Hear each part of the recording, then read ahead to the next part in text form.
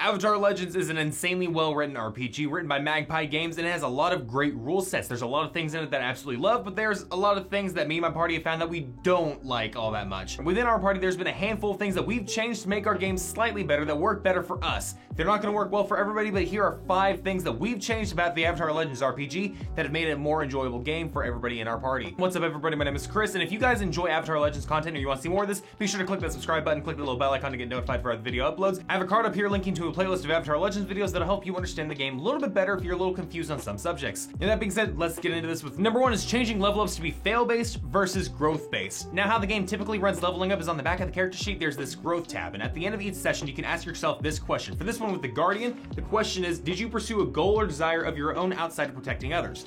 That's fantastic. And that works extremely well in a series where you can have each individual episode kind of centering on a different character, but that's not in a TTRPG. Not everybody's gonna be able to pursue their goals in every session, and that's understandable in a TV series where everybody gets their own time to shine in each different episode. But instead of having their character leveling up tied to specific goals that they have to achieve, which they do independently, having their level ups tied to failures like Monster of the Week or other games like that works much better, because then it's not dependent on a story moment around them, but it's dependent on their own actions. If a player rolls a 6 and they fail, that'd just be a shitty moment. But in games where you actually get a level up point based off those things, it kind of makes the sting just a little bit less bad in that aspect. And I think that's the first thing that we've changed that's made the game more enjoyable. Because now people at the end of sessions aren't, well, I pursued a goal technically, right? I mean, I didn't just protect others, I worked towards my goal. And it adds more of a justified reasoning for a character development. Instead of it being a, oh, you just completed goals and you got more powers out of it.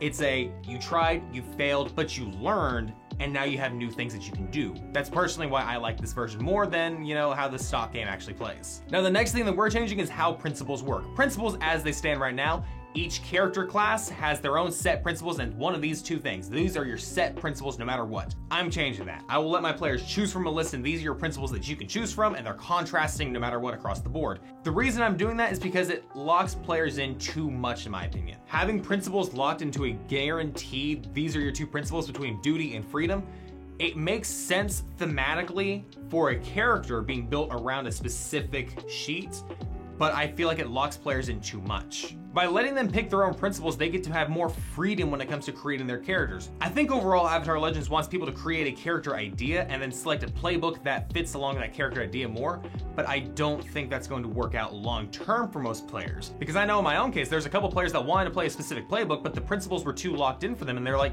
that doesn't fit my character. He doesn't have anything to do with those things. Those aren't conflicts for them. So having character creation being from locked in principles to be able to choose your principles is definitely something I'm gonna be implementing next time we create new characters. It's definitely gonna be something I have to do a little bit more work on, because I have to actually choose what principles my players can pick from, but I think creating them to be more abstract and broad terms, like, again, freedom or duty and stuff like that, but listing them out where my players can actually pick them out themselves will work out much better long term, and especially for more detailed character development. Now, the third thing I'm definitely going to be adding is a combat initiative, and I want to preface this right now. The way that Avatar Legends does combat isn't bad. It makes sense and it's understandable. It's just very difficult for me and my party to wrap our brains around. What I mean by that is currently how combat works is it goes in a set order. Defending goes first, then attacking, then evading. Now, your players and your NPCs get to pick which of those groups they're going to be a part of, and that's the order they go in. I've already made 3 videos on the combat system. There's a lot of nuance to these things, and they're kind of confusing. Not even gonna lie about that.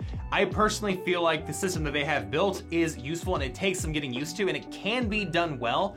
But I feel like for me and my party, I'm gonna be implementing an initiative so that players and NPCs just have a set order that they're going to go in. And if their moves affect stuff retroactively, it just affects things retroactively. I think that's gonna be the best way to do it. We've not tested that one out yet. We're gonna find out how that works. But I genuinely feel like having an initiative linked to combat versus these groupings that they have right now where players go first, then NPCs, is gonna work out better, but we've yet to try that one out. So that one's still kind of iffy at this point, but that's definitely something we're gonna try out, because it just feels very clunky as it stands right now, initiative-wise. Because I made 3 videos trying to explain this already, and it's rough.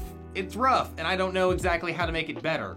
And this is the first step I'm gonna try to make combat a bit better. And I can definitely say I'm probably gonna make more videos on it, just explaining more of an initiative system after we've taken some time to test that out. So stay tuned for that. Now, the fourth thing is something I hope they implement more in the core book and the expansions, but more balance-specific moves. There's a lot of moves right now that deal with balance, and there's a lot of things that you can do with your balance, but they're not exactly, in-depth. For the most part, as it stands, the DM has to call for you to roll for anything regarding balance. If you need to make a balance roll, it's not anything that you can actually do. It's not anything linked to your class features. It's linked specifically to your DM saying, you know what, you need to roll with freedom for this, because it's an abstract concept that you feel like this roll kind of fits for. It conflicts your balance just a little bit. As it stands right now, there's a lot of things that you can use balance for, but none of them are really defined. There are some moves that have you roll with your balance or roll with a principle, but none of them are principle or balance specific.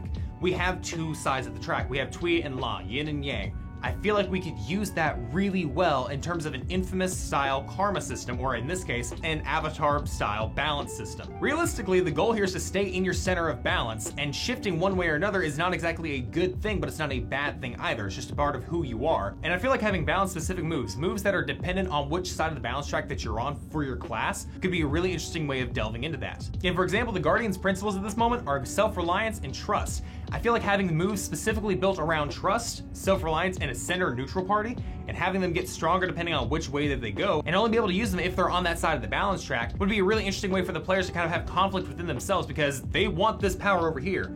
They also want this power over here, and this center line might be the pure balance between the two of them, and they have to make that choice themselves. They have to really choose which side of themselves they want to follow more in that aspect. And I feel like taking inspiration from the Infamous game's karma system would be a really interesting way to take that, because let's be honest here, balance isn't good and evil. It's just two equal parts of yourself, and it depends on, you know, which way your character wants to lean at that point. And going on before, like how I think people should be able to pick their principles, I think having these balance-specific moves be more principle-agnostic. These are some things I'd like to talk to my party about and see how they feel about trying to help implement those into our game sessions. And the last thing that I'm gonna change, this is the one thing that I'm 100% gonna change, this is an unequivocal, this thing is happening, stat allocations. As it stands right now, stats are pretty well set in stone for every playbook. If you have a playbook, you have a set stat block, and that is exactly what you have. You get to add a +1 somewhere. I hate that so much. Literally, it is a standard array that you can't change anything about. Your stats are basically set in stone, and I cannot believe that they released an RPG that has absolutely no variation to stats.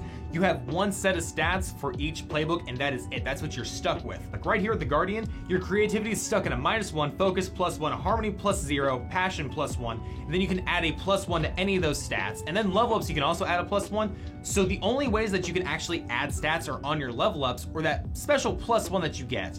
Otherwise, that's the stats that you're stuck with no matter what if you're playing a Guardian. But I feel like that constricts the class so much. Like, you should be able to change your stats and reallocate them and move them around and just be able to build your character how you want to, so that your character is unique and stands out stat-wise amongst everybody else. And I really think that there should be a built-in way that you can do point buy, rolled stats, and a standard array.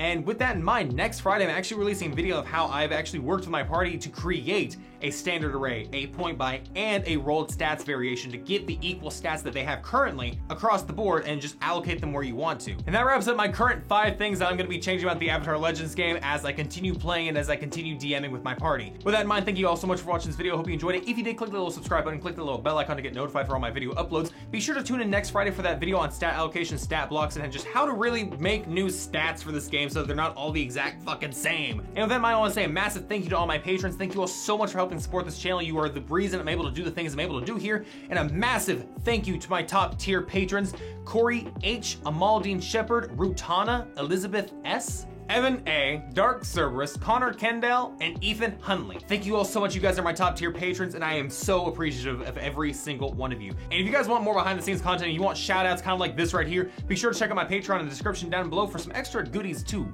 Thank you so much, and I'll see you all in the next video. Bye, everybody.